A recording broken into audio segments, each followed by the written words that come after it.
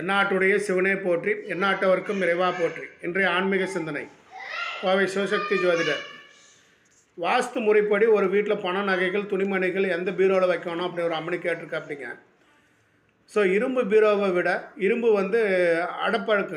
அடப்படும். மர பீரோவில் வைங்க. பொதுவாக ஒரு நகைகள் வச்சுருக்கிறீங்கன்னா ஒரு வெண்பட்டு வஸ்திரத்தில் ஒரு ஜோல் பாக்ஸ் மாதிரி மரத்தில் செஞ்சுங்க. அதில் வெண்பட்டு வச்சுங்க. அதுக்கு மேலே நகைகள் பணங்காசுகள் வச்சு எடுத்துகிட்டு வந்தீங்கன்னா நல்லாயிருக்கும். பொதுவாக மரபீரோ பார்த்திங்கன்னா காற்றை உள்வாங்கக்கூடிய ஒரு தன்மை உண்டுங்க. அந்த மரபீரோவில் பணம் வச்சு எடுக்கும்போது பழகும்போது அந்த இரட்டைப்பு நிலைகளாகப்பட்டது அந்த ஒரு மரத்துக்கு ஏற்படுத்தி கொடுக்குங்க. இரும்பு பீரோவில் வச்சிங்கன்னா பண நடமாட்டங்களாகப்பட்டது குறைச்சி கொடுக்குங்க. முதலில் இவை 3 ஒன்றாக வைக்கலாம் என்பதை தெரிந்து கொள்ளணுங்க.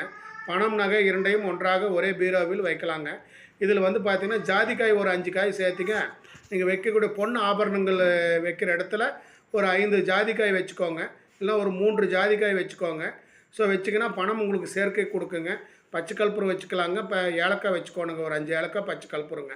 இதெல்லாம் வச்சுட்டிங்கன்னா அந்த ஆகர்ஷண சக்திகள்ன்றது உங்களுக்கு ஏற்படுத்தி கொடுக்குங்க. நாம் ஒரு முறை அந்த ஆடை அணிந்தாலும் நமது வியர்வைகள் மூலமாக நமக்குள்ளே இருக்கும் துர்நாற்ற தோஷங்களாக அந்த ஆடைகளை ஒட்டி கொள்ளுங்க.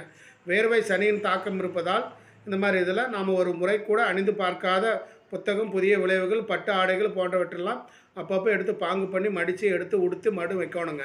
ஸோ அப்படியே வச்சு போட்டு இருக்கிறதும் அதுவும் ஒரு தோஷ நிலைகள் கொடுக்குங்க. இப்போ ரொம்ப நாளாக ஒரு 6 மாதம் ஒரு வருஷமாக அந்த துணியை யூஸ் பண்ணாமல் அப்படியே அந்த பீரோவில் வைக்கிறதும் நம்மளுடைய வளர்ச்சிகளை அது பாதிக்குங்க. அதனால் இந்த மாதிரி விஷயங்கள்லாம் கேட்டு தெரிஞ்சுக்கோங்க. அனைவருக்கும் அனைத்தும் கிடைக்கட்டும். நன்றி, வணக்கம்.